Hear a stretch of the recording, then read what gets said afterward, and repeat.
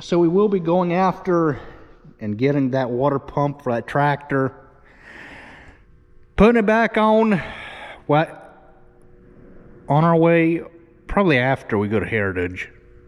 I don't know how it's going to work because the guy's lot is small, so I don't know how it's going to work with a 30-foot trailer plus the length of the truck.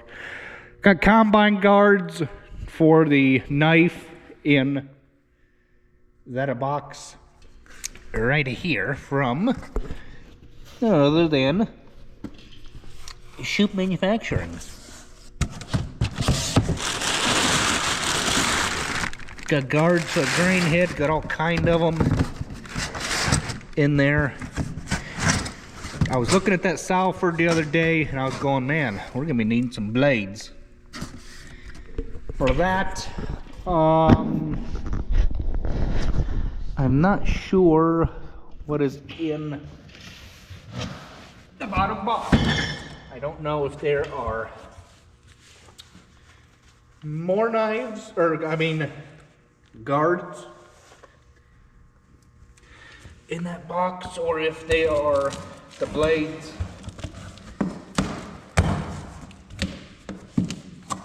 The Salford in this box.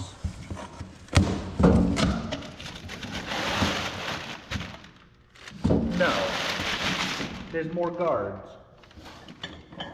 And these are what protect the knife on the combine. These guards, they protect nut rocks, branches, what have you, from getting a hold of that guard, or the yeah, what am I saying? Of getting a hold of the knife and doing damage to it. Put them back there till we find a home for them and get on with our day. So before I forget, this is where, I don't know why we still got 30, or I mean, we still got double crop to do. I'm gonna try and talk whoever sets his head on the cart to pick the thing up, because you cannot work on this head. We're gonna need to, yeah, the reason why it's down so low is because of the down beams, but this is where the guard is, or does. See, it sets here. You take these bolts out here, okay? These bolts back here would hold the knife in. There's actually just, I believe, one bolt down at that end, one bolt down at that end that holds the knife in, okay? So, yeah, these are what just protect the knife. The sickle bar from stones and foreign objects like that. So, yeah, just wanted to show everybody that's what those guards were for and what their purpose was. Oi, so, yeah, run over and come on. Thought I was in drive there for a minute. I'll go over and hook the trailer up to this pickup. You guys have seen that before numerous times, so we won't bore you. I always forget to do this before I even bother getting in the pickup to come over here. I always forget to pull this up. Should have taken the tailgate off while I was over there too.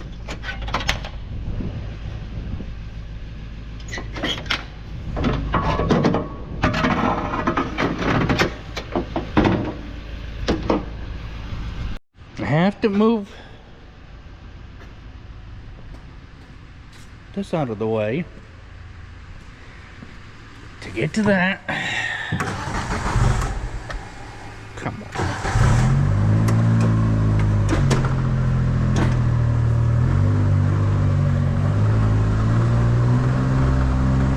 Put it back here by the mowers, out of the way. Oh, need to get these off too. That wouldn't look very good, driving down the road with hot dog sticks on a trailer, just hanging out in the wind.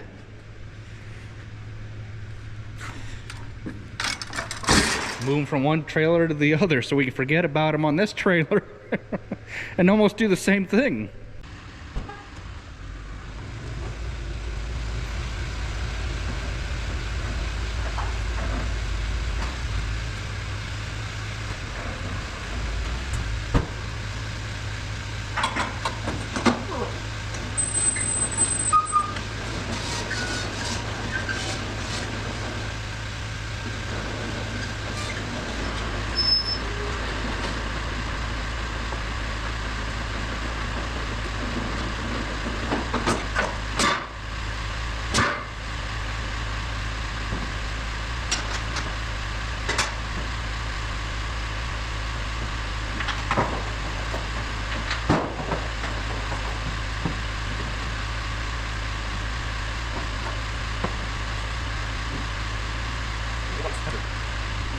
Okay, so we're hooked up. Let's go and get out of here.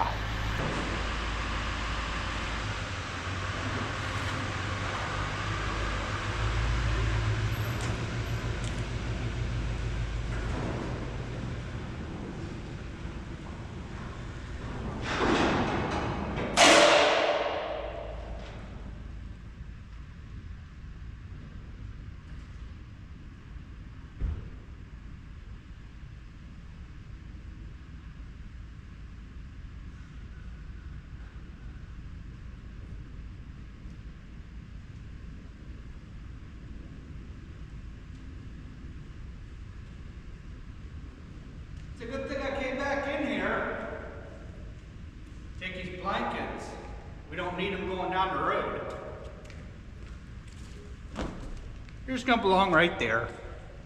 It looks like one of our ramps has an owie in it. Uh-oh. These things are nice. I love these. Even though they're a pain in the butt to get folded up. Yeah, they are not folded up because one of these, I don't remember if it's this one or that one. When you have that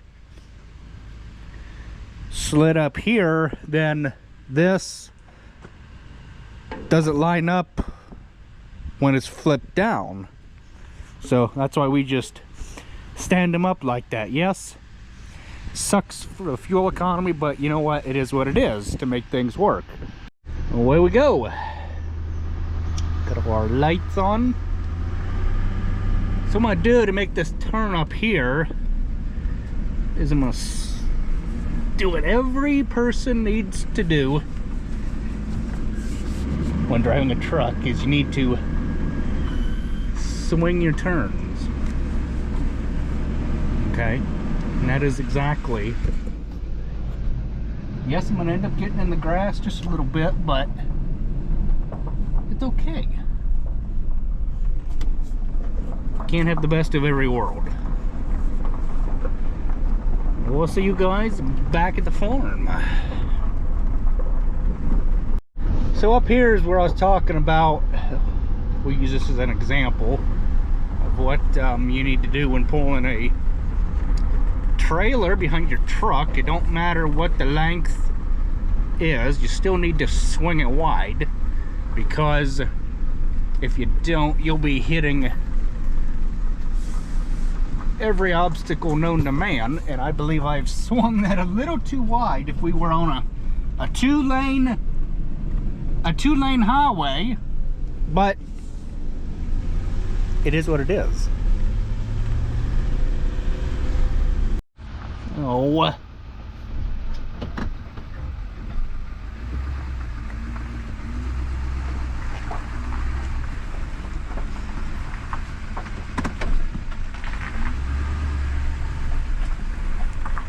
Well, gosh darn it.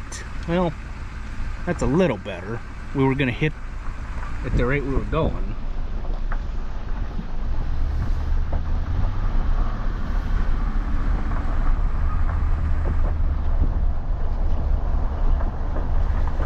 thing is a little too big. But it is what it is. But I am good at backing things up. Oops.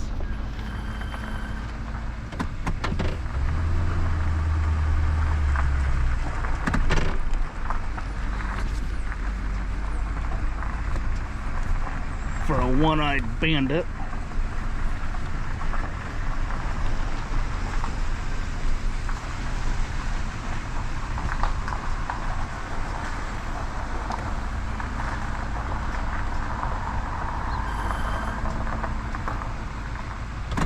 Gotta take a couple times, but you know what? It is what it is.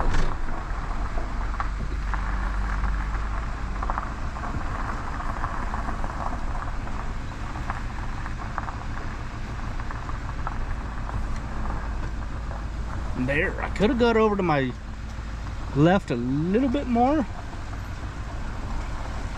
but that's okay. We'll make it work.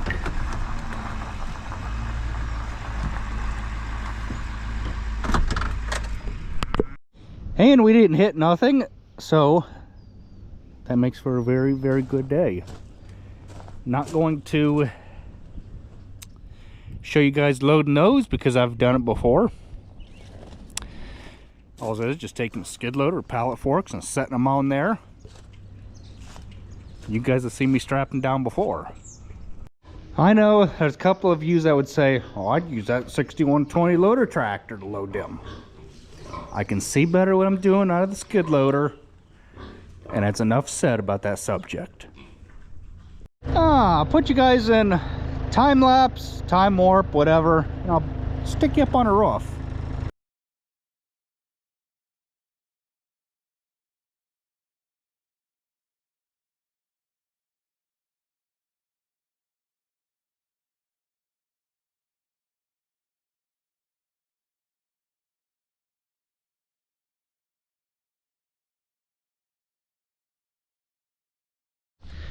Did you guys get splashed on by chance?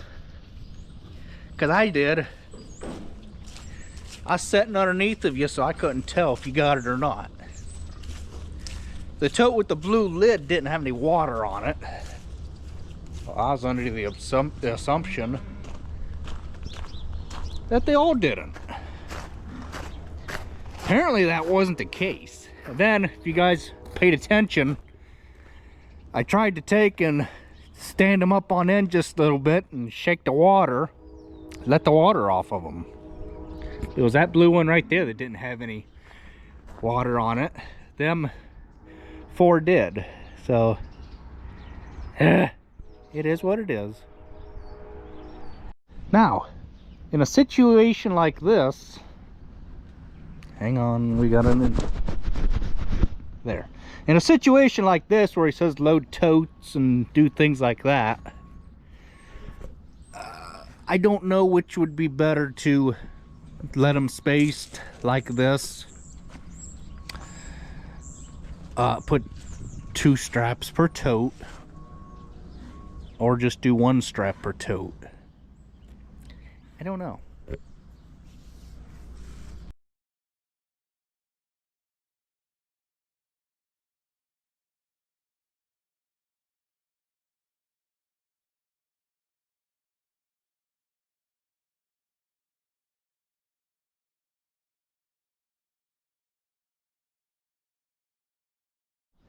So now comes the part where you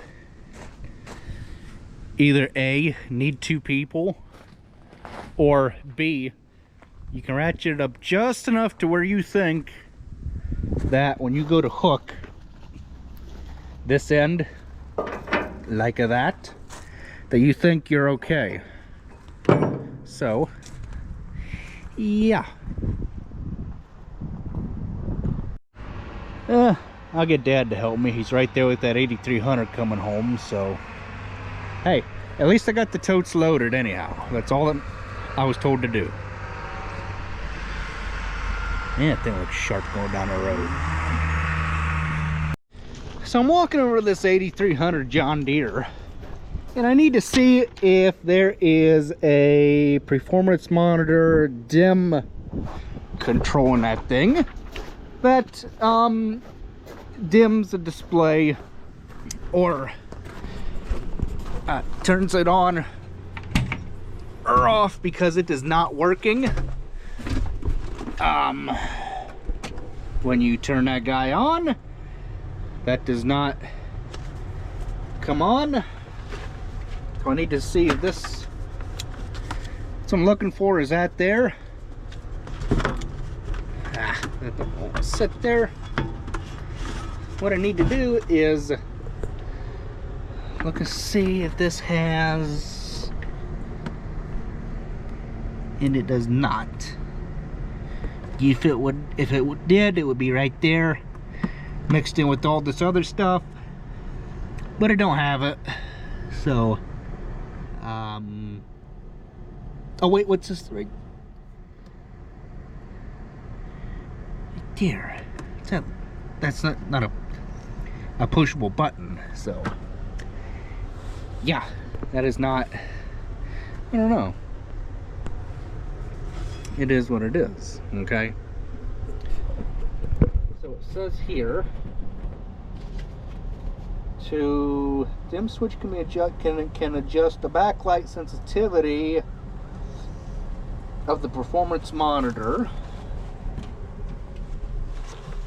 Performance monitor and dash display of the display console. Dim display in the cab, dim switch. Press to display the backlight. Your performance monitor bell icon will be displayed. Backlight intensity will remain at the maximum brightness. I think you're supposed to do this with the headlights on. Okay, let me grab this just like that. Where are my headlights? I think they're supposed to be on. Then you come over here to, I believe it is that guy there. You think you're, well, it's got it there. Or is it that guy right there? See, right there. I don't know. I don't know what it wants you to do, but that'll be for a later date. We got other things to take care of. Yeah, hi, birdie. Come on, let's get you out of here. Come on.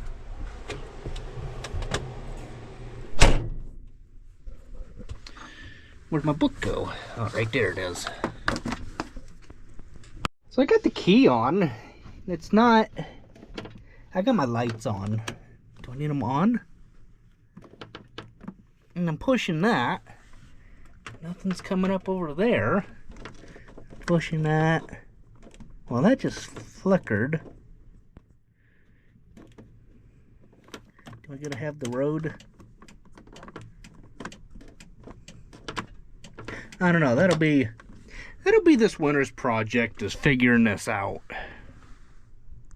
So that's the performance monitor it's talking about, right down below the one in the machine. Okay, so that's optional. That's what this is talking about. Pressing, where did I see that? Pressing switches B and C simultaneously will increase the light intensity. So B and C simultaneously will increase. To decrease, you push B and A simultaneously. That is B and A. Okay. Tire size, we don't need to do that. We just need the display lights. What was that, B and C? I'm pretty sure that's what that was B and C, I think. Yes. B and C. but I'm pretty sure you gotta do this in a dark room. Okay. Turn our lights on. B and C.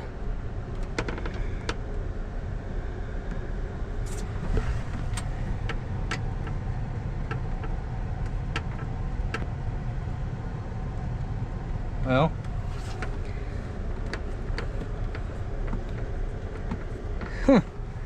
I can't tell.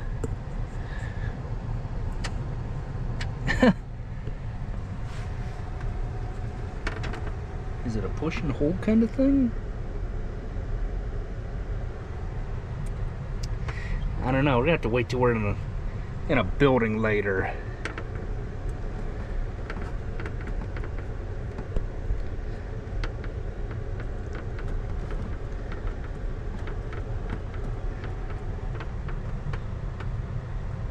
Huh.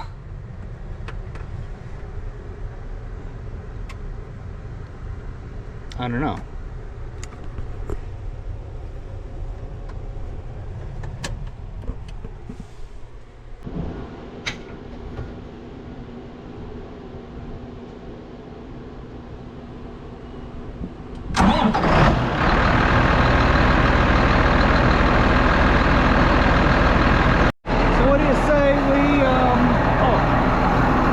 Something I'm going to have to adjust is moving this step out so you don't eat the cab post. And the way you move that, this swing this step is there's bolts up underneath here that yeah, there they are. There's one right there. You loosen that up and you can see here the step will swing out all the way over to here if need be, but we just need it swung out enough to where you're not eating this cab corner, and then you just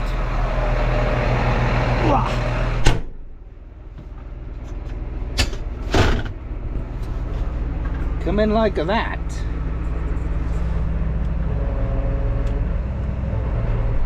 Let's see, I'm gonna need to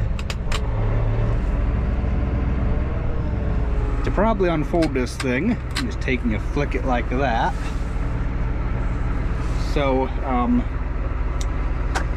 yeah, let's see.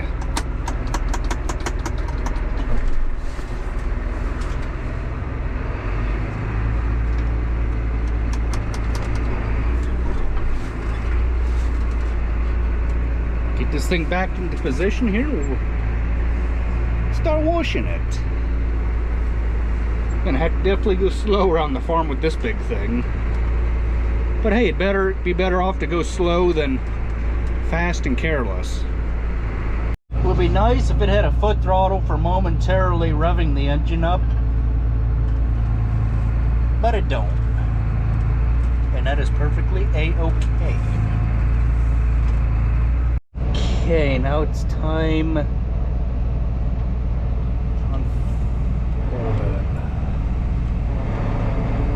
Man, that is fast.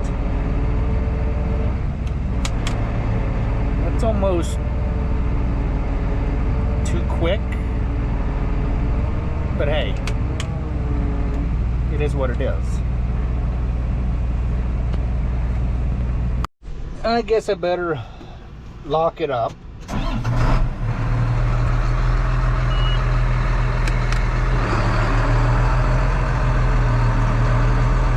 Yep, that is definitely faster than the 7800 by about 3 times.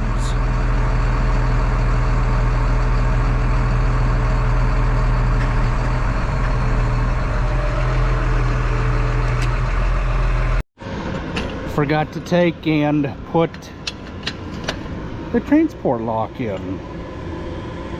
Better do that while I'm washing it. There it is, the model of this machine, T2100, for those of you that are interested in looking the thing up online. Clean them up so you can put them away. Actually, clean it up so you can grease it and then put it away.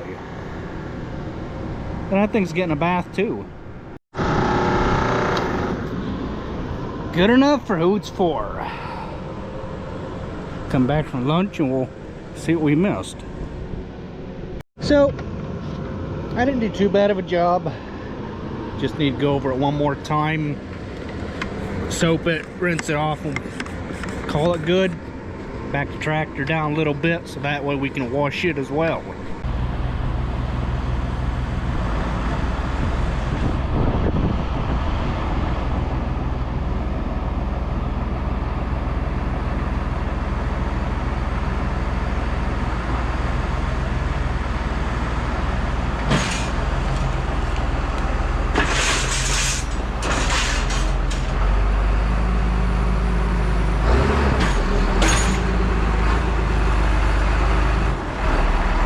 I don't know if you guys caught that or not, but when this thing revved up in reverse, that was not me doing that.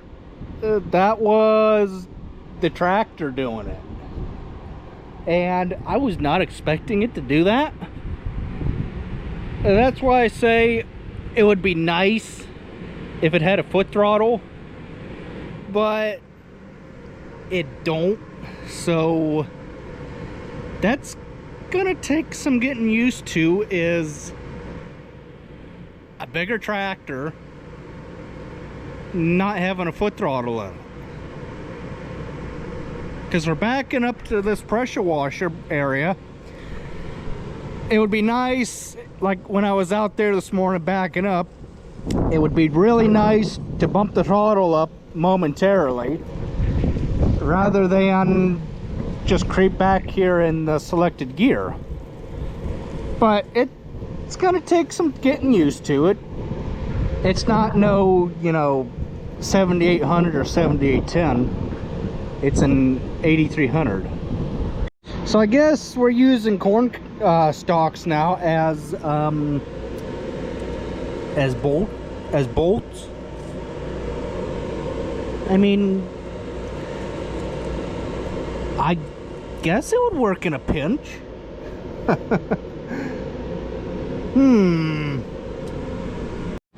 It's got a little paint fading on it up on top of the hood, but give it a little buffing this winter and maybe a wax job. It'll look good as new.